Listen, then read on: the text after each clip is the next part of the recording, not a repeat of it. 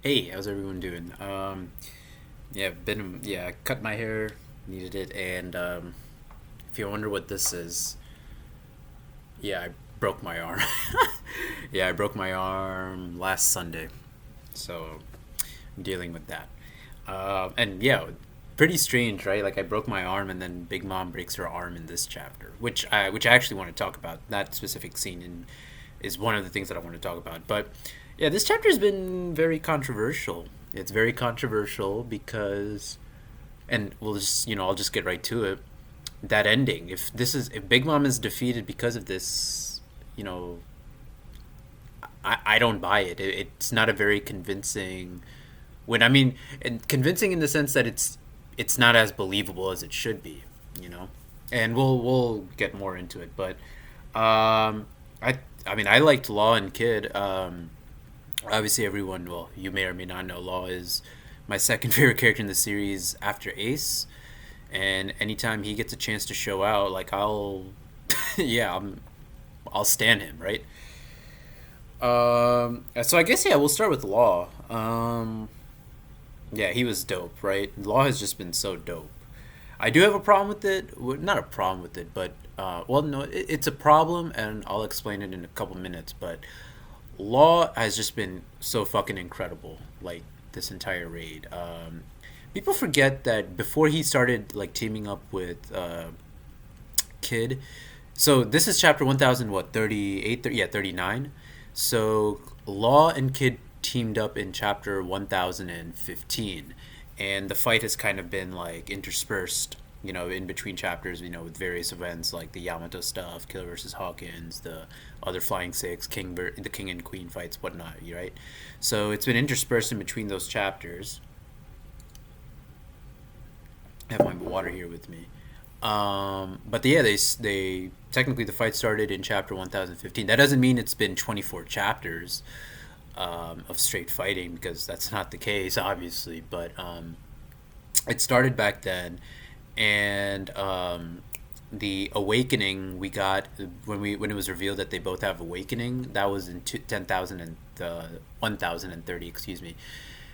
And then even before the awakening, you had the stuff with Kid and Killer and Hawkins. Like Kid was taking all that damage because Hawkins had his voodoo doll. So you have like all these different components and stuff, right? But Law and Kid, like even before that, and Kid has great durability as well. They were taking all this damage, like especially from Kaido. Do you remember like how happy I was when Kaido like first of all, Law tanked the same Thunder Bagua that Luffy in Gear 4 at the beginning of Wano got one hit KO'd in. Law tanked that. And, he did a counter shock on Kaido and whatnot. So basically, the point that I want to make is like Law has just been fucking incredible this entire arc. He's been so fucking durable because after Luffy decided or figured out how to infuse his attacks with Conqueror's Haki, remember he took Zoro, he teleported onto Sanji, and then he just went off to find Kid and Big Mom, right, to help him. So he hasn't been healed. He hasn't been healed at all. So for Kid, for Law, I just think like his feats and his showing like in this fight so far have been incredible. However, the problem that I have with this, yeah, I love Law. I love all this attention and all these incredible things that he's doing, right? So far. I love it all, but I don't I really want to know when and where he got his awakening abilities from. I'm trying to like run it back in my head, but I think I'm trying to think how much time has passed. I think it's at least been a month or two, maybe a month in between Whole Cake Island. I think no, sorry, Dressrosa and the events that are going on right now in the Fire Festival in Wano, if I'm not mistaken. I mean, someone feel free to correct me in the comments. We'll see.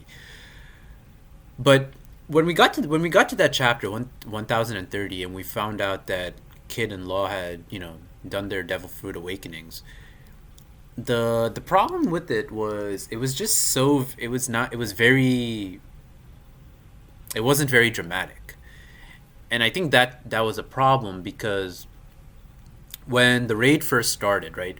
I remember when the raid first started, we were just thinking to ourselves like, how the fuck are they going to beat Kaido and Big Mom? Like they don't really have like the only thing that they have.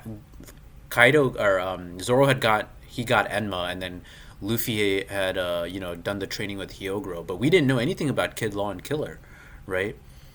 So we were just thinking to ourselves like, yeah, they have basic. I'm sure they have basic hockey and whatnot, but what can they do? Like they need some sort of penetrative attacks, right? You need something like Enma or like what Hyogoro was training Luffy into to actually affect them.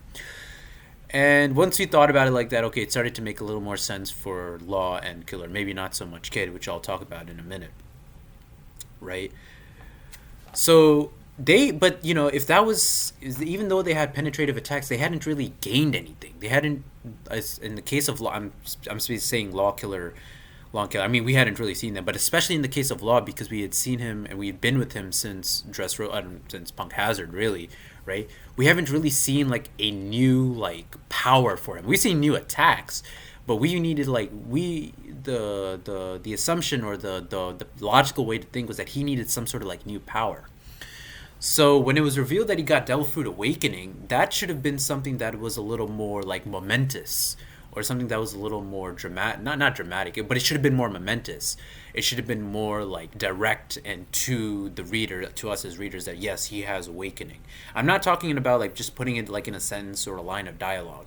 What I'm saying is like the reveal of that power, right? Should have been like a big panel, like, or not necessarily a big panel, but it should have been like some decently sized panel on a page where they will be like, yeah, we have awakening or something like that. And especially in the case of Law, because we've been with him a whole lot more than Killer and Kid, we should have had or seen when he awakened that. Because between Dressrosa and now, the only new power that he's got, and I'm not saying attack, I'm just saying power, like abilities, if you will, is his Devil Fruit Awakening. And if that's supposed to be the one singular thing that pushes him into the era, like I'm not very. That doesn't really convince me. That doesn't really convince me, and it's the same reason why when with Luffy, like just advancing advancing two types of your hockey just one stage more doesn't seem like a whole lot to put yourself and say like I can fight like Kaido.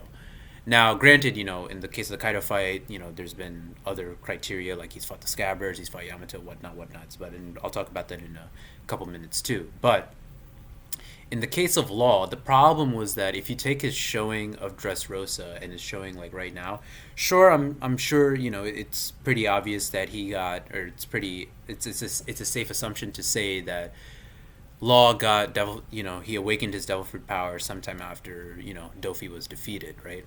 So of course he's probably gotten stronger, but the problem with that is, when has he feasibly had time to train, right? When has he feasibly had time to train?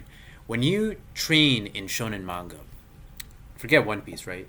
When you train in shonen manga, whether it's Dragon Ball or One Piece or Yu Yu Hakusho or just something, right? Like there's sufficient enough time and there's sufficient enough explanation behind that. Let me give you, or there's a sufficient enough lines of dialogue that say like, oh yes, I did this or I did that, right? Or I came up with this new technique. Case in point, let's look at DBZ, the beginning of the Saiyan arc, when Piccolo first uses his Makanka Sapo, special beam cannon for all you dubheads. He actually says that I've been developing a technique over these last 5 years, right?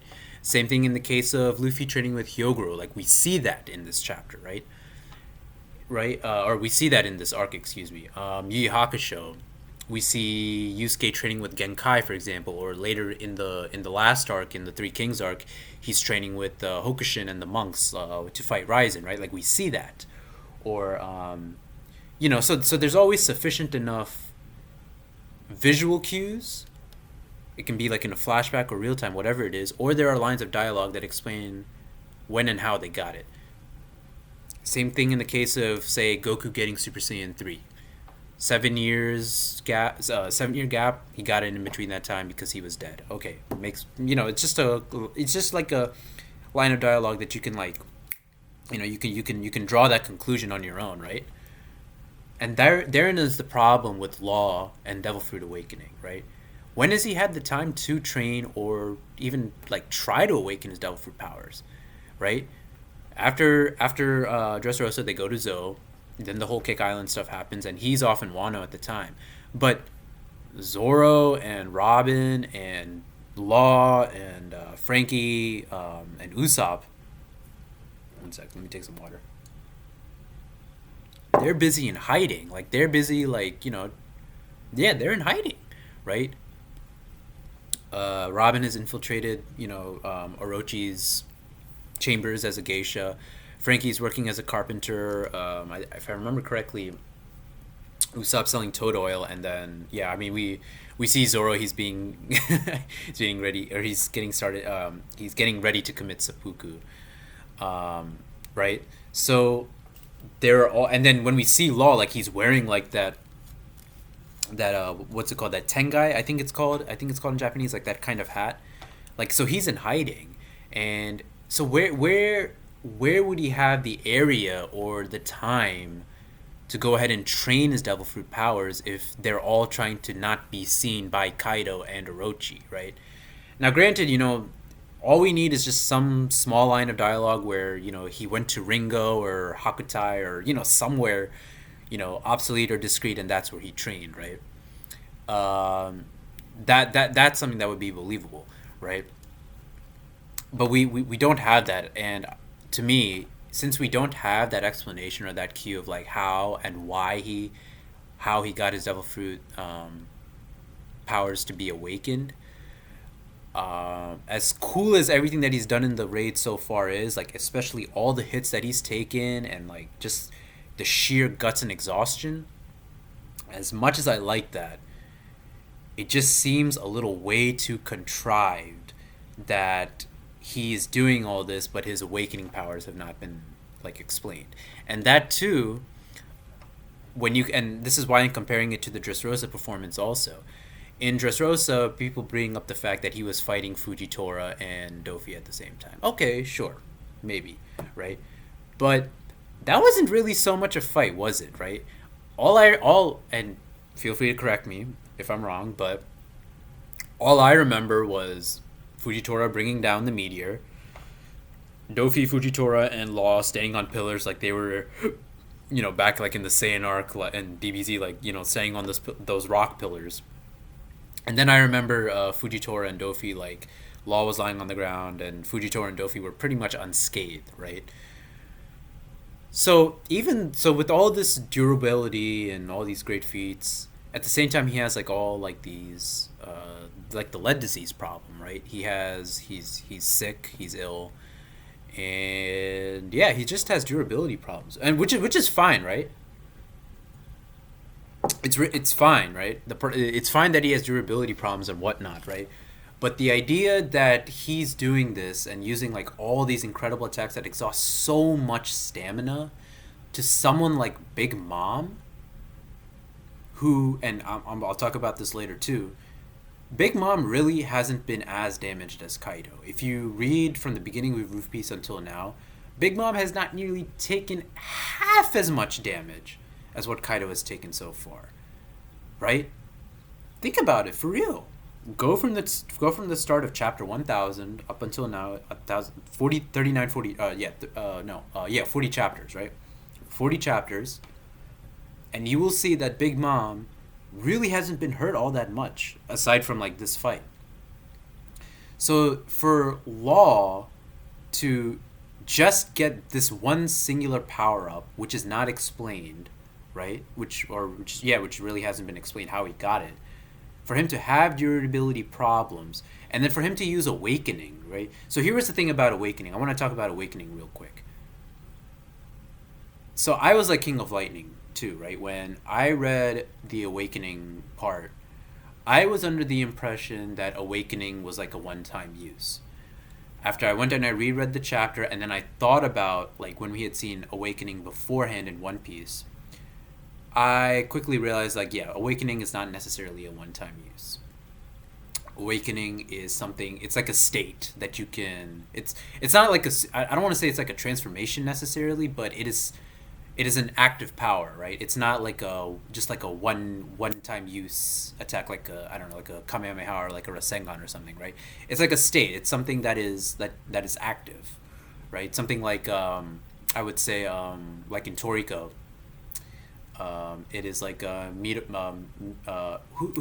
was it again? Was it Midora or was it Ichiryu, the Minority World? I forget. I forget. Because I know. I think it was Ichiryu, and then Midora learned it from him later, right, in Toriko. But anyway, if you guys don't know what I'm talking about, there's a series called Toriko, and these two characters fight, right? Ichiryu and Midora, and then I want to say it's Ichiryu who first has it, and then Midora learns this ability later. But I'm gonna say Ichiryu. He uses this ability called Minority World, and basically what it does is it basically makes the minority. If I'm remembering correctly, it makes like I'm going to speak very vaguely and abstractly here, but it makes the minority like the majority, if you will. So what's well, I don't really need to explain the power, right? I don't really need to explain the power, but the point is like this was an active power. It wasn't like a singular one-use attack. This was something that when he used it, whenever they traded hits or kicks or whatever other types of attacks, this attack was still going on like in the like say like in the background, right? So essentially, Awakening is kind of like that too. When you look at Dofi use it, when you look at Zoans use it, like the centaurs or the minotaurs in Impel Down, and then I think Karakuri uses it. Awakening is something that you can constantly use, right? So when I went back to chapter 1030 and I read it, but the first time I had read it, I thought of it like, oh, okay, it's just like a one-time use thing. It's not. So Awakening is something that is active, right? However, with that being said, there is something that I think Oda dropped the ball on when it came to this. And that is Law and Kid both saying that they are not used to their awakening powers. When you are not used to your powers, it takes time for you to like understand like how to use it and how to control it, right? And sure, this is a prime opportunity for them to learn how to do it, right? But I think for them to master it here against Big Mom, it's too grand. It's too high a stakes of a fight for them to even like. I don't want to say risk using it, because if they don't risk using it, as they said in chapter 1030, they're not going to get anywhere, right? So they got to use it, right? But for them to constantly use a technique that they are inexperienced with, and remember what I said, Law had all these durability problems before, right? All these durability problems before.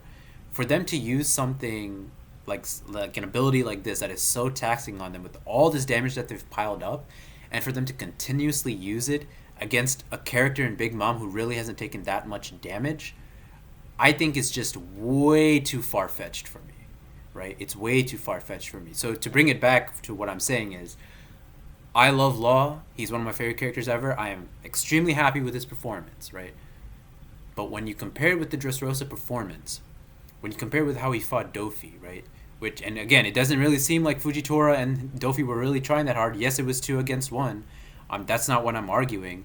What I'm trying to argue is like, think about the effort that goes into that fight, right? Think about the effort that goes, like, if you do a 2v1, like Dofi and Fujitora versus Law, like the effect that Fujitora had on him isn't like, like this, like during that 2v1 fight, like Fujitora was like, he was really the one doing a lot of damage and yada yada yada, and like they expended like a lot of ki and stamina, or some stamina, like trying to beat him. Nah. When you consider his Dressrosa performance, when you consider the fact that he got an ability that hasn't really been explained or shown too much, and you consider his durability problems, and you consider the person who he's fighting who hasn't really taken that much damage, as awesome as his feats are here, as great as they are, as cool as they are, as much as I really like it, it's almost a little bit too far-fetched with all these stakes. You're using an ability that you're not familiar with, that you don't really know how to use, kind of like what Luffy was using. How he used Conqueror's Haki when he first learned how to infuse it, and then he fought Kaido, and then Kaido threw him off the cliff at the end of 1013, right? Or he threw him off the edge of Onigashima at the end of 1013. So kind of like that, right? You have durability problems, you have stamina problems, and yeah, these stakes I just think are just way too high for me to believe that Law can actually defeat. I know he's working with someone, but for them to even eke out a victory, it's like such a it's like it's like a needle in a haystack, if you will, right? Like it's so far fetched. It's so far fetched. And that brings me to Kid, right? Everything that I've been saying. I think actually Kid awakening, getting his awakening makes a lot of sense because if you look at what Kid has done in the series so far, he's fought the red-haired pirates and he's lost his arm. He's got one hit KO'd by Kaido, and he was stewing in that prison for a while too, right? He fought Big Mom at one point too, or like he had a skirmish with them. So we've had all these different. Um, there's all been all these sort of different scenarios for Kid, right? And because he's fought like these great enemies, I think the trials and tribulations that he's gone through certainly explain like why he has Devil Fruit Awakening, right? And I would also assume that he got Devil Fruit Awakening. I mean, even if he got it before Kaido was introduced, like I don't think he really could have like done anything to him, right? Um, and which I'm about to speak of because of Kaido's durable skin. Now about that, when we got to Whole Cake Island arc, which obviously Big Mom was there, one of the biggest things, or one of the ways that, or the way that Capone, Beige, Luffy, and Caesar Clown, what they concocted, the plan that they concocted, was her skin is too tough, right? Her skin is too tough. She's too durable a person, and you can't really apply blunt force trauma to her the same, like much in the same way as Kaido, right? Like his scales and his stuff, tough and thick skin prevents that, right? So you have to use penetrative attacks. You have to use attacks that go beyond the barrier of both of their skins, right? Good all and dandy. So, in the case of Kid, I was hoping for two things, right? Well, I was hoping for one thing, right? I was hoping for two things, right? If Luffy and Kaido was anything to go by, Luffy and Kaido, like their whole thing is using Conqueror's Haki, infusing their attacks with Conqueror's Haki. Big Mom is capable of the same thing. I was thinking, like, and when this awakening stuff, and I was looking at the stakes, like, dude, like, they really haven't done any, like, Big Mom is clean compared to Kaido, and now Roof Piece is, like, it's just them two against her, right? I don't really see, like, and I don't really see any sort of significant or sustainable damage being done to her, right? So I thought, like, in the same way that Luffy and Zoro, how they gained new abilities to infuse their attacks with Conqueror's Haki, Kid would get that same thing, and then it's not that he and Big Mom would have a 1v1. I'm not saying that. But what I am saying was that, much in the same way that Luffy and Kaido are fighting by infusing their attacks with Conqueror's Haki, Big Mom and Kid would be doing that too. Let me take a sip of water. Now, obviously, by this chapter, that really hasn't happened. And I'm going to talk about Big Mom not using that in a couple, soon. I'll get to that in a couple minutes or later. But that didn't happen. Okay, fine. So the second attack I thought was, the second way that I think that they can do some significant damage is what I was saying, blood bending. If you guys don't know, you have iron in your blood. Like, I think it's like in the hemoglobin or something. So what do I mean when I say blood bending? So there's a series called The Legend of Avatar, right? It's called Avatar. It aired on Nicktoons. There's two series, right? Like there's the original series with Aang, which stars Aang, and it's called, I think, The Last Airbender. There we go. It's called The Last Airbender. And then there's a sequel series called The Legend of Korra. And in The Legend of Korra, so basically in this series, what you can do is you can control the elements like fire, water, wind, and earth, right? Really nothing too, like, new or unique, right? Like we've seen this like 100 million times in other different series, right? But in The Legend of Korra, there is a specific type of water bending called blood bending, where you can control someone's blood and contort their body and do stuff with it.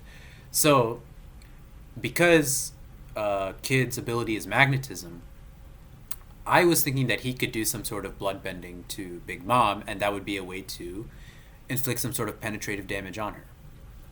That hasn't happened either. So really, it really fell to Law. He was the only one that could really do any sort of damage, any sort of significant damage, and again, that's why he's been so incredible, not only during this fight but during the entire raid. Right? As maybe it's a little too far fetched for my taste, but again, like regardless of how far fetched it is or isn't, like the feats are just remarkable in of themselves, right? So Kid really just couldn't do anything. But then it dawned in my head, right? There's a third way to make Kid effective, and I think this chapter could imply this idea that I have in my head. Now again, Big Mom broke an arm like I did. She broke an arm in this chapter, right?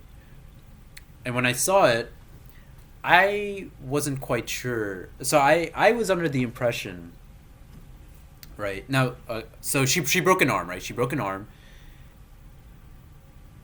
And she has some dialogue about Law, like how his techniques are dangerous and she has to watch out for them. Okay, yeah, fair. Makes sense. We've, you know, your durable skin has been mentioned all the way back in Whole Cake Island, which is why they did the poison stuff. Great. Luffy is training with Hyogoro to use advanced armament hockey to get behind Kaido's scales. Great. It all makes sense. But when I went back to the previous chapter and I was looking at it, it seemed to me that she didn't break her arm until Kid used his metal bull attack at the end of the last chapter, which is 1038. It seemed that was the attack that broke her arm. Now, the same thing is, if you go back to that previous chapter, 1038, Law, when he uses Kroom the second time, or when he uses Kroom in that chapter, K-Room, whatever it is, it actually goes through the same arm that she broke. So I'm still not sure if it was Law's attack or Kid's attack that was responsible for. I mean, it could be a mixture of both. Who knows? But I'm not sure like whose attack is responsible for breaking her bone, right? But if it is Law, or excuse me, if it is Kid, I think this is great, because this is a great way to really put him on the level of both Luffy and Law, as to cement him, to stamp him as like a great threat.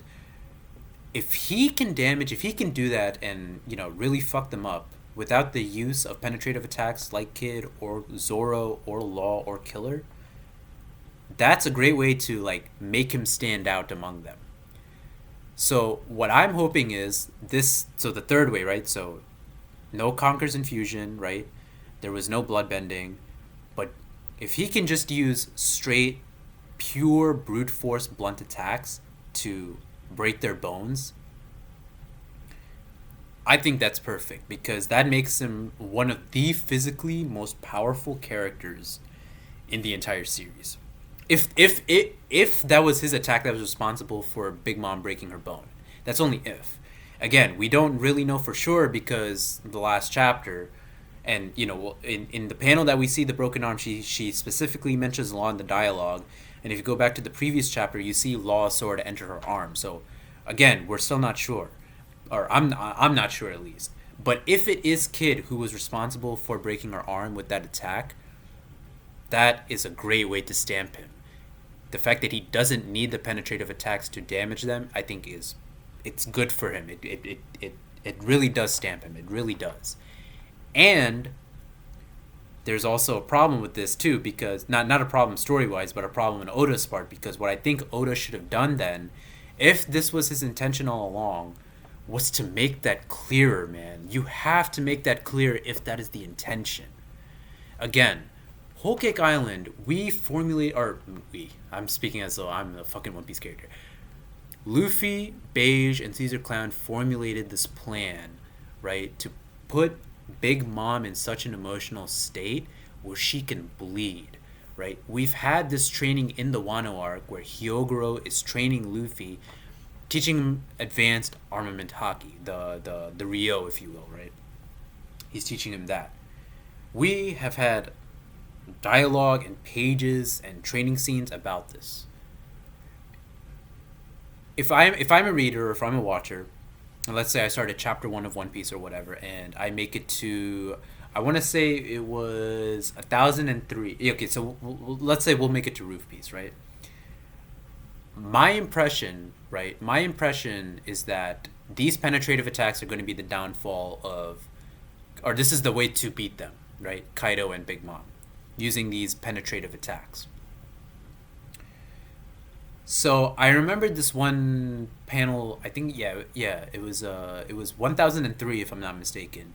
But I remember there was this one page in one of the Roof Piece chapters where Kaido was confronted by all five members of the worst generation that were on the roof of Onigashima, right? Luffy, Kid, Law, Zoro, and Killer. Like all of them were attacking him at once. And I remember Kid said something about crushing him. Like I'm gonna crush him, or I'm gonna use blunt force. If you're gonna use blunt force, and we as readers know that doesn't work, that's just gonna come across as like really odd to us, right? And again, this is what I was saying before with Law's Awakening. When you deal with like specific powers and abilities like these, you need the appropriate lines of dialogue, right? And all Oda needed to do was just have some flashback, or not even I don't even want to call it a flashback, just some scene or panel of Kid remembering, like when him and Luffy and Law, when they had first formed the alliance or whatever, of them just like speaking about like how to beat Kaido and Big Mom, and then he realizes that he doesn't have any sort of penetrative attack, so I gotta, I'm just gonna look to like just beat it into them. Like there's just got to be some sort of line of dialogue like that. Like I just got to surpass myself in this fight somehow, and then not have the need for penetrative attacks. Just some sort of line of dialogue like that. Just something to address that. Because again, like as a reader, when I go from Whole Cake Island to this, and I see that line of dialogue in 1003 or whatever it was, and then I'm looking at like Kid's attacks now, it just comes across as really weird. Like how the fuck are his attacks doing any sort of damage when it was specifically told to us that the thick skin prevents that from happening in the first place? And so again, that's what I'm saying. Like if Kid's ability now, which is what which is what it may be looking like, is that blunt attacks are enough to damage them, I think that's great. I think that's great. I think it's a way for him to stand out among the other members of the worst generation. It goes to show that he's really super powerful. That he doesn't, he doesn't need the need. Sounds kind of weird for me to say that. He doesn't. He doesn't need penetrative attacks, and his blunt force is so fucking powerful that it's probably stronger than a fucking Kong gun from Luffy. If that's what's being shown here, that's clearly the case, right? I mean, think about all the physically impressive characters that we've seen in One Piece. Whitebeard, Garp, Luffy. I'm sure even Dragon has some of that, right? If this is what we're Big Mom and Kaido, right? If this is what we're seeing now with Kid, if what I'm saying is true, then Kid is right up there with them now. For sure, he's right up there with them. And if this is what I would argue, that Kid, physically, his physical strength is way greater than Luffy's. Well, not way greater, but it's greater than Luffy's, because his attacks actually did damage without the need for penetrative properties.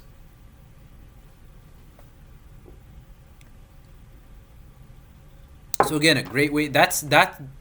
I think out of the three, the first two ways to make him an effective character or effective fighter in this particular battle didn't work out. There was no Conqueror's Infusion in his attacks, or there was no bloodbending. So if he's just going to rely on pure physical brute force, that's fine.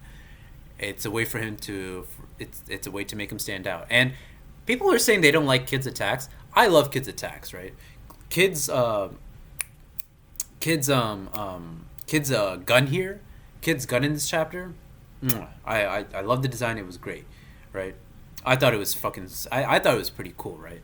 And I've liked all of Kid's attacks. I think like just think about Oda like putting like just drawing all that and inking it in. Like that just could you imagine like how many like details he has to put into those attacks? Like how much time it takes to draw like, like all these mechs and everything. It takes a lot of fucking time, right? Man. But, you but again, like I definitely one thing I think Oda should have done is like make that fucking clear, right? So I think his attacks are great. I think his attacks are great. It might be a little, and his attacks would be more appreciated by the fandom if Oda would have put that line of dialogue in saying like, "Oh, I'm, like fuck penetrative attacks," or like, "I've got to find a way to like, hurt them without using them," or just something like that. I think that would have like it would have limited like the vitriol and the pushback from the fandom like so much more if just that one line of dialogue was in there. And the same thing with the Law Getting Awakening. Now, for in particular this chapter, again, like I was really happy with it. And speaking about Kid's gun, I thought that was incredible, right? I didn't understand when I first saw it like why Law was extending his sword like all the time. Like what was the need for him to push it into the ground, right? Like I didn't understand that the first time I read it. And that's because what I was thinking was, like what is he doing? Like why is he pushing it into the ground? Like what's the play here, right? And so then I thought about the chapter for a little while, and I was like, I thought to myself, I was like, oh, okay, so he pushed it all the way into the ground beneath Onigashima because Law was trying to make a hole, and then Kid shot his gun. So I think the next chapter, 1040, we're gonna see, Big Mom, she's gonna be pushed into the hole somehow, right?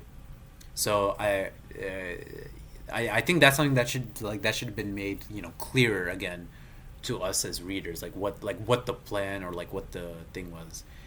Eventually, I got it. Like it wasn't like it. I was using like too much brain power to figure out the plan, but I still think it could have been clearer than it already was. Because I remember like the first time I was like looking. I like the attack. Don't get me wrong. It was fucking awesome, but I didn't understand like the point of like why Law was going through Big Mom's body so much. Was it extending the length that much? Did it increase the power that much, or what was it? But no, he was just trying to make a hole, and Kid is like pushing her into it. So with this electromagnetic gun, okay, straight up, that's cool, that's sick. So now I want to come back to Big Mom a little bit, and this will lead into like what I hope is not her defeat. Again, Big Mom has just been so clean compared to Kaido. She really hasn't taken as much damage as Kaido, right? And again, it's because her her her cleanliness, if yeah, her cleanliness. I don't want, I'm not speaking about her hygiene. I'm sure she's like nasty as fuck, but like how clean she is compared to Kaido at the start of this fight and where she is now, again, is not believable at all to me. Kaido has fought the Scabbards, had his scar somewhat reopened by and again, the Scabbards using Odin's Waterfall Paradise attack. I think it was Inuarashi, Denjiro, Kinemon, and who was it? Ashura Doji. I think it was those four. They reopened Kaido's scar, the one that Odin gave him. And I didn't. And I'm going slightly a bit off topic here, right? But if Kaido did that, or excuse me, if Odin did that with Conqueror's Haki infusion, how did they reopen it with Armament Haki, right? Because they don't have Conqueror's Haki, so it's just, or did Odin did he use Conqueror's Haki when he scarred Kaido? I mean, the Black Lightning is there too, right? But and again, like that's one of those like fandom discussions that's been talked about for a while, right? Like, does the Black Lightning mean? What does that mean? Does that mean Armament Haki or Conqueror's Haki is being used? Because we've seen it used in both instances, right? Anyway, let me take more water.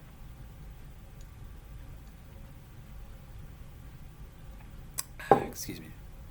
But yeah, Big Mom. So Kaido has taken that damage, right? He's fought the Scabbards. He's been on Roof Piece, taking attacks, and he's taken their attacks. He's been scarred by Zoro. He's taken what, like a fucking counter shock and killers. The fuck you call it, the spinning sonic sword wave whatever thing. Then he's fought Yamato, and now he's fighting Luffy. And mind you, both Yamato and Luffy can use Conqueror's Haki now, or they can infuse it now. And on top of all of this, he's been pulling Onigashima. Kaido has put in so much fucking work. Big Mom really hasn't. In terms of taking damage is what I'm talking about. Big Mom has done work. She's taken out page one, right? She's used that. She's made Hera. She's beaten the shit out of Killer and on Rupee. She's beaten the shit out of everyone, really, right? But she herself really hasn't taken that much damage. Think about the damage that she's taken, right? When Kid first saw her, Kid used a punk vice, right, that saved Nami and Chopper. Then the Killer and Hawkins stuff was happening, and as a result of that fight, Kid was bleeding, which again, that also exacerbates the stakes that I was talking about with Law. It's just like way too far fetched. Like Law is like he has this disease and everything, and he's endured this many attacks. And same thing with Kid. Like it's great. Like I understand it. Like guts, like manliness, and just like yeah, we're in the heat of battle. Like I get it. It's cool. But the same reason with Kid, man. Like Kid, not only did he take damage on Roof Piece, he took fucking damage from the Hawkins and Killer stuff too. And at one point, in the last chapter, 1038, Big Mom beat Kid and Law so badly that they stopped moving at a point. It's almost like she had knocked them out. Anyway, the point is, I'm kind of going off a little, like, off the rails here. But the point is, like, when you consider, like, how low the defenses of Kid and Law are at this point, and then, like, how great Big Mom's, like, HP defense, whatever you want to call it, is up here, the way that this fight has turned out is just way too unbelievable for me. And all of that, too, is exacerbated by the number of attacks she's taken. So, again, I'm going to point it out, right? The Punk Vice from Kid when he saved Nami and Chopper. A counter shock from Law when Killer was fighting Hawkins and Kid couldn't really move. And she's taken 6 awakening attacks. So what is that? 5. So that's 8 attacks, right? And then on top of that, she took an assign, or no, the assign was one of the awakening attacks. What am I saying? So, what am I going to say? So the Punk Vice when Kid saves Nami and Chopper, a counter shock from Law when Killer was fighting Hawkins, 6 awakening attacks, right? Which is 8 attacks in total. And then the north/south attack, which is like a magnet illusion in this current chapter. So that's 9 attacks. She has taken a total of 9 fucking attacks, man. 9 attacks from 1015 or 1014, 1015, whatever it is, up until now, has Big Mom huffing and puffing and wheezing. 9 attacks, bro. 9 attacks. That is just bullshit, man. I'm trying to think of the damage that she took on Roofies. I can't really think of anything. Did she even really take damage? And this is kind of the thing about like Wano and Kaido, like, too, right? Like, I feel like at some points, like, Kaido, like, I understand like this is Kaido's country and everything, but Kaido and Big Mom, they were a pair. They were both on the Rocks Pirates. They're in an alliance. They can both use Conqueror's Haki. They both have durable skin, right? Like, Big Mom and Kaido are a pair together. They're in the same way like Luffy and Blackbeard, or Luffy and Shanks, or Shanks and Blackbeard, or Roger and Whitebeard, Roger and Garp. Like, they're a pair, right? Like, they're a pair. That's what they are. They're big motherfuckers, and yeah, they're a pair. And again, this is what I was saying about like that one chapter on Roof Piece, that one scene in Roof Piece where like all 5 of them just focused their attacks on Kaido, and Big Mom was just like chilling on who was it? Zeus. She was chilling on Zeus, and I remember like she hurls like a lightning bolt at Killer, and then I think she uses like an Ikoku sovereignty with Kaido, and then Zoro kind of holds it back a little bit, and there's like she really doesn't take that much damage. Of course, like Zeus is like compartmentalized in Kid's like magnetic box or whatever, but she doesn't really. I can't remember one attack that she took on Roof Piece. I really can't. I mean, she's pushed off of Onigashima, but getting pushed off and like being pushed off like is being is different than being like punched or like penetrated, no homo, or like some sort of like actual damaging attack, right? So I can't really. And then she makes Hera, and then she does like the full Gora thing. So she again, she's like clean, man. For the most part, she's been clean, and the idea that she's just taken 9 attacks since then, and is already huffing and puffing like I'm out of breath or whatever. Not very believable. Not very believable. And there's two other problems here, or three other problems. Her last attack in this chapter was her using armament hockey on Law, like punching her, or punching him, excuse me. And again, Law is incredible for being somehow able to tank that. I don't know how he's doing it, but somehow he's doing it, right? Incredible feat, but I'm not quite sure it makes that much sense, right? That was her last attack. Her misery attack, which was beautifully drawn, like was really coolly drawn. Again, I hate to be King of Lightning here because like I'm not as like a stickler for like power scaling and stuff as he is, but I hate to be King of Lightning here, but Kid fucking dodged that, dude. What the fuck? That attack did nothing. That attack did no damage whatsoever in the chapter. It didn't do any damage whatsoever in the chapter. There was that attack, that misery attack did nothing. It didn't do anything. Kid dodged it, and then it's making its way towards Law, and then, Big Mom gets fired with the gun. What the fuck? And she hasn't infused any of her, excuse me, any of her attacks with Conqueror's Haki, and we don't even know if she has Devil Fruit Awakening. No, just no. No, man, no. No, just no. Hell no. How can you draw such a cool attack and the only hit that Big Bomb gets in basically the last 2 chapters is her attacking Law with armament hockey, man? What? What? Come on, dude. Come on. I mean, that and like knocking them out or whatever.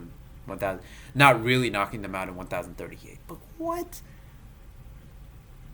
And this is kind of like what I was saying with Law and Kid and Luffy.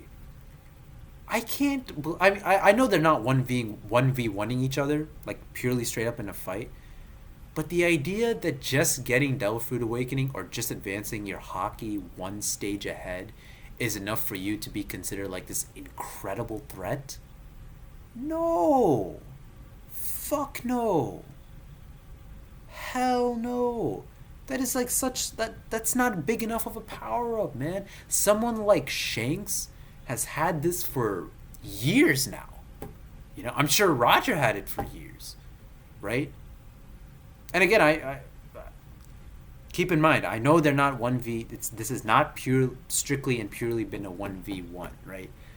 But if this small incremental, I don't want to say incremental because it is a big power up, but it's only one, man. It's only one freaking power up, man. Right? Like when you think about like competitive fights, right? And like think about Dragon Ball Z for a second. Do you remember Goku versus Frieza? He pushed his Kaioken to the 20 multiple. Then he had to use a Genki Dama that used all like the surrounding planet's energy, and then he had to transform into a Super Saiyan. And this was all to beat Frieza, right? One sec. Same thing against Cell, right? They unlocked Super Saiyan Stage 4 after they came out of the Room of Spirit and Time. Goku wasn't strong enough. He combined his, his Shunkai Nido, his instant transmission at Kamehameha, right? And then Gohan unlocked Super Saiyan 2. subsequent powers have been like stacked on one another. You see what I'm saying? And forget Dragon Ball Z. Let's look at Yu Yu Hakusho for example too, right? Yu Yu Hakusho. Look at the fight with Sensui. There's been the Mafuba. There, Sensui had two different, offensive forms. Yusuke got a Mazuku form, right? And it wasn't just so much like something as it wasn't so much as just hitting harder like what Luffy has gotten and what Law and Kid have gotten and what Zoro's gotten, right? Something else was like it was like a full package. Like when someone transforms like in a fight in shonen, like everything gets better, not just their strength, their speed, their durability, like whatever it is, right? And just for these two abilities, for I don't know, penetrative attack, for two penetrative attacks and then for awakening, it just does not seem, it doesn't seem as grandiose and as momentous as fights in other series. I'm just going to keep it 100, right? Keep it 100. Not 100, 100. Look at Naruto versus Pain. You had the Senjutsu, then you had the multiple Rasengan. There were abilities stacked upon abilities for someone who was like way down here to get to that level. And as much, and again, I'm saying this because I'm not an idiot and I do understand Kaido and Big Mom, they haven't been purely 1v1ing these characters, right? It's been many characters against them. But the idea that these quote unquote singular power ups can cause so much damage, man. I'm sorry, it just doesn't come across as believable. It really doesn't. It really doesn't. Like imagine this, right? Like we always said that Roger and Garp or whoever were like top tiers, right? Could you imagine like if someone like I don't know, let's fucking say, okay, let's say Yurigi. Okay, let's say Yurigi, right? Could you imagine if someone like Yurigi awakened his devil fruit, right? And based off of what Law and Kid are doing right now to Big Mom, could you imagine like what Yurigi, like, I'm not saying like he'd do better than them. That's not what I'm saying. But could you imagine the jump in power that a devil fruit awakening would give Yurigi? Or just any character for that. Forget Yurigi, forget a worst generation member. Think about let's say, I don't fucking know. Let's say Kaku. Let's say Kaku, CV0 member, right? If Devil Fruit Awakening is doing this for Law and Kid, and I know it's different for like a Paramisha and a Zone and a Loja. I'm not an idiot. But just imagine just how much more powerful Kaku would be with an awakening. Just an awakening. Just an awakening. Law and Kid don't have any advanced hockey yet techniques. Right? Think about Mr. Five, dude. One of my favorite Baroque Works members, Baroque Works members, Mr. Five, Gem. The guy with the booger bombs. Imagine him with the Devil Fruit Awakening and no hockey. Or okay, we'll give him some hockey, right? Let's just say he has basic hockey, basic armament and observation hockey, right? Let's say he has that. A Devil Fruit Awakening. Can you imagine like how much more powerful that would make him? So do you understand like my reaction here? Like why I am stressing that singular power ups like these just don't really come across. They don't really sell the idea that like, oh my god, like we're so much more powerful now. They really don't. They don't. Maybe Conqueror's Hockey Infusion is the only one that really like falls into that, just because the whole sky splitting stuff. But that, I mean, when you say advance, like just advancing it to the next stage, like that's it. You know what I'm saying? Like what? There's no sort of like, I don't know. I maybe I'm not doing a good job of like explaining it.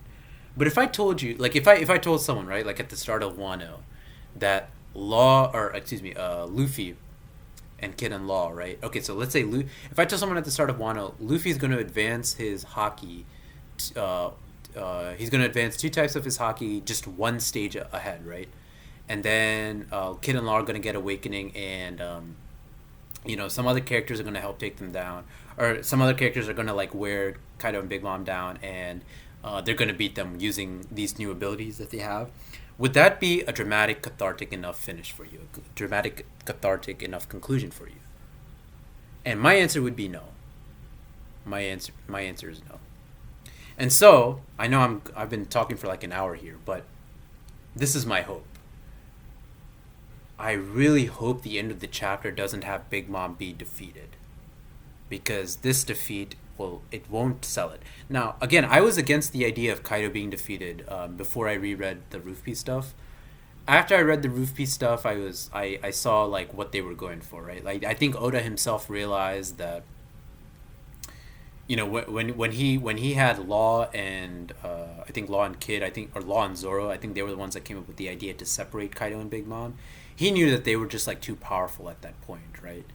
So I think what's going on in Oda's head, and like what he's trying to proclaim to us, is that individually right now no one can beat Kaido and Big Mom like in a 1v1 fight at the current moment. Hell no, no fucking way. Hell no. Are you fucking kidding me, man? No way. I think that should be obvious to even the most competent or even the most incompetent readers of One Piece, right? But if she's defeated here, like I said, her defeat, it won't be as believable. So what I'm hoping is that, and this is what I was hoping for with Kaido, was that Big Mom, she will be yeeted out of Wano in some capacity. So quickly to go back to what I was just saying about Kaido, right? They had to separate them. Then Kaido is taking all this damage, and he's pulling Onigashima, so he's been brought down to a sufficient enough level where Luffy can 1v1 him. And if Kaido is defeated by Luffy in this fight, I think that would be believable to me. Just considering the damage and everything that he's done, I can buy that defeat of his, right? I also think a victory on Kaido's part is still very much in the works, and a draw between him and Luffy is also still in the works. And that's what I'm actually hoping for. What I was hoping for was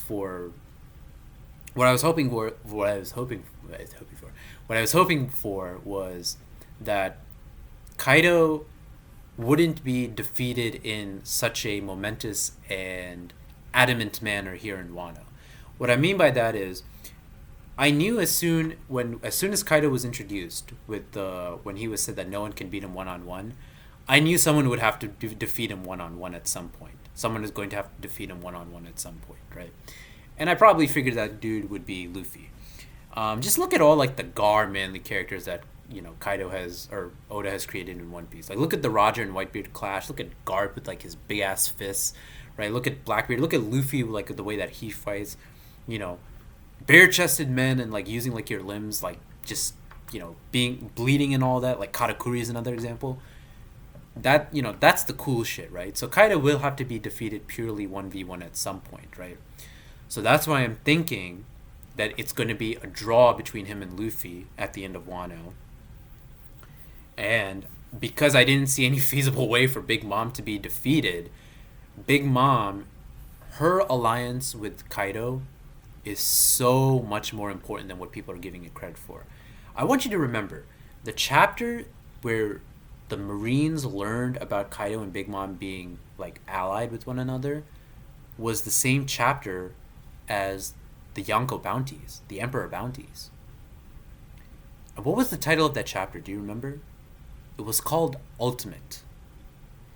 In a chapter titled Ultimate, after the rocks stuff had been explained and after the Yonko bounties had been revealed, Brand New took Kaido's and Big Mom's posters and plastered it over both Whitebeard and Roger. What was the significance of that, right? What was Oda trying to tell us? For like, why is that so dramatic? Like, if you take two of the posters and you plaster it over both Whitebeard and the fucking King of the Pirates, basically what you're telling us is that the combined, what they were telling us was that the story was telling us was that the combined bounty of those two is higher than either Whitebeard's and Roger's individually. Makes sense. But at the same time, in a chapter titled Ultimate, with the Rocks Pirates explained, with the God got it. Well, I don't even know what I just said. The God Valley incident explained with the Yonko bounties revealed. If you decide to end your chapter with that, I mean, technically it ends with like Odin and the ties to Wano and whatnot, right? But if you decide to end like this incredible grand explanation with plastering Big Mom's and Kaido's posters over Rogers and Whitebeard's, what you're telling us is that this is the greatest pirate force ever seen. This is the greatest pirate force ever seen. That's what you're telling us. That is what you're telling us. Right? Remember, Big Mom and Kaido right now are way stronger than how they were on the Rocks Pirates crew. That was said in that particular chapter. That was explicitly said. Big Mom and Kaido are way stronger now than they were on the Rocks Pirates.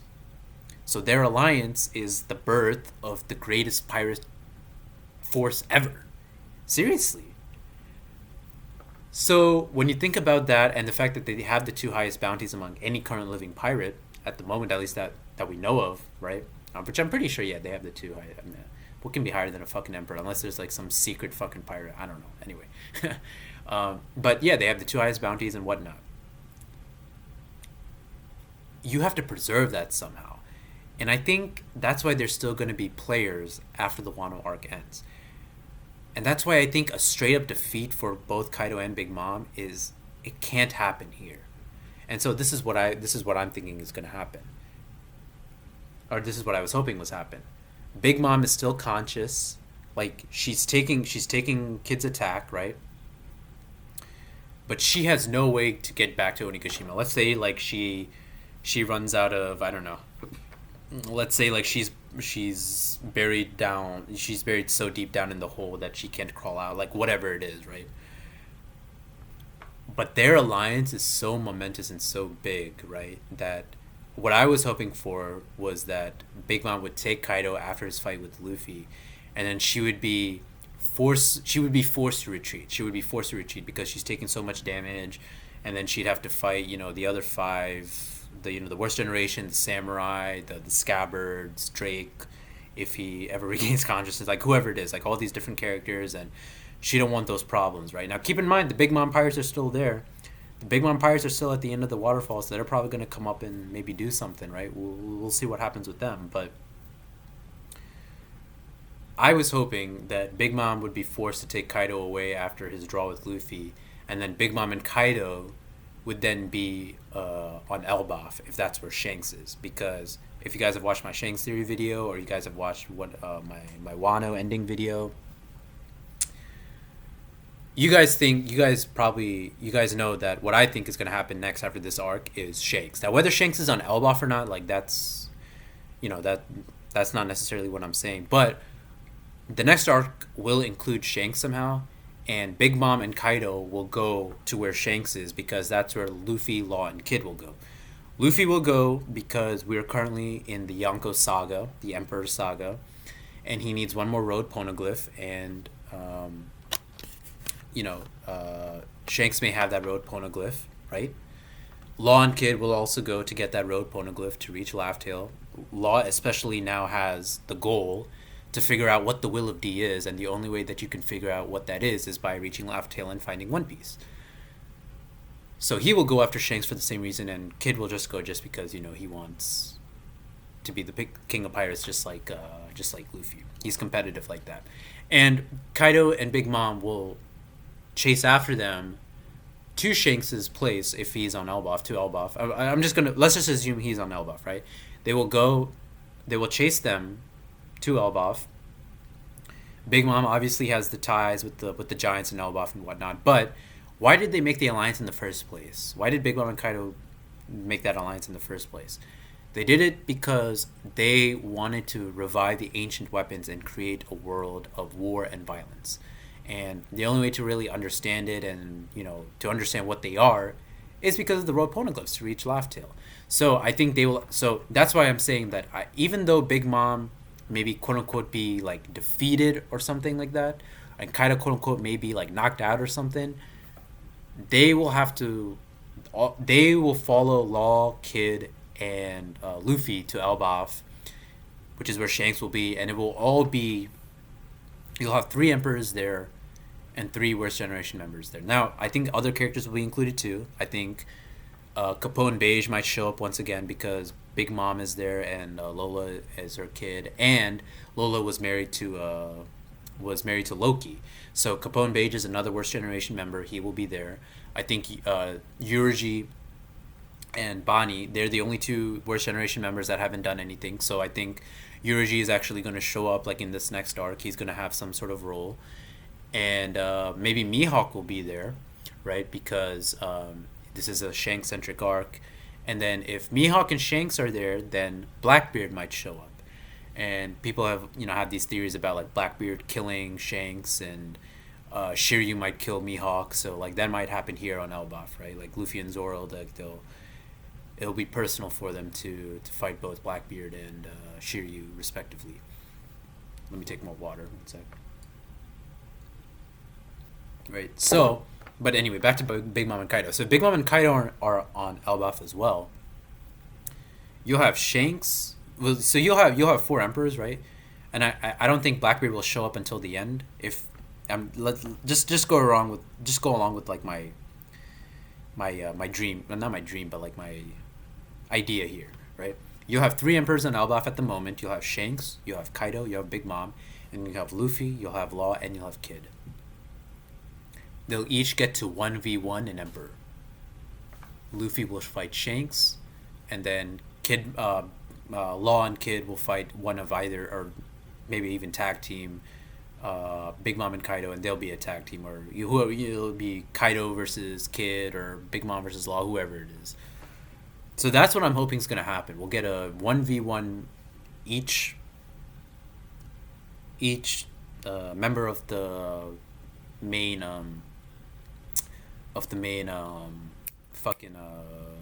worst generation. They'll get to 1v1 an emperor on Elbaf, and that will definitively bring down the emperor system once all 3 of them win. Because, and again, Kaido's crew is defeated now. He doesn't have a crew. Big Mom still has one. So yeah. So that's my hope, right? That's my hope. But again, I hope Big Mom is not defeated. I hope the spoilers for the next chapter. I'm starting to read spoilers now. I can't stop myself. I really hope she's not defeated next chapter. I really hope she's not, because again, this fight is just not believable. And again, even if she is defeated, her and Kaido are defeated, you can still be part of the story, like Lucci and Crocodile are, right? Like Lucci and Crocodile were defeated, but they're still part of the story. But I think the problem with that, when you do that, is if you're defeated, it's hard to like take you seriously after. Like, remember in Dragon Ball Z, after Goku beat Frieza on Namek, like Frieza came back, like he was stronger, like he was Mecha Frieza, and then Trunks just showed up and like killed him straight up. And then remember in Yu Yu Hakusho, Elder Toguro, Kuwabara defeated him, and then Elder Toguro shows up in the Chapter Black arc, and then he's taken care of quickly.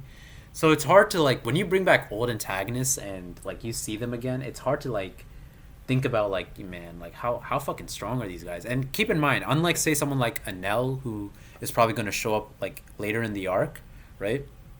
One second, let me take some more water. Later in the series, excuse me. Not later in the arc, later in the series. Kaido and Big Mom are coming straight off like a loss. Will maybe coming straight off a loss at Wano, right? But I think that's what's going to happen, because Kaido really hasn't been purely beaten in a 1v1 manner. He hasn't. And who knows, maybe they don't get to maybe they don't get that chance. Maybe the SSG takes care of them, right?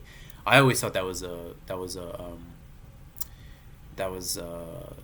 something that I wanted to see, because I feel that the Marines, outside of the Admirals and Garp, they kind of suck. And you could throw Kobe in there too. Like the Marines need to stamp themselves somehow, or the world government does in some respect, So yeah, anyway, that's basically all I have. I guess my summary of the chapter, or my summary of events so far, is that I like that Law and Kid are just like, grinding it out. It's amazing, but the stakes of the fight with Big Mom, just it's a little too far-fetched for me to believe that she's done. And that she's done and out for the count. And yeah, I'm not really. Again, I think the attacks are straight. The attacks are cool. Again, people are bringing up Onigashima and Law's sword being like Kami's lookout and the power pole, but yeah. But anyway, yeah. I just really hope that Big Mom was able to tank Kid's attack somehow, and she's not able to make her way up to Onigashima somehow, or something, right? Like just some way where she's not defeated or not out for the count or something like that. I don't. I'm not quite sure else how to put it. And yeah, I mean, we still got more stuff to do, right? Like Raizo versus Fukuro is still going on. The bombs and Yamato, that's still a thing. CP0, what are they up to with Izo? So there's, we still need a Kaido flashback and maybe even a Rocks flashback. We don't even know where Kaido's poneglyph is. What's happening with Orochi and Komurasaki? Like, there's still a lot of plot points that need to happen, but again, I just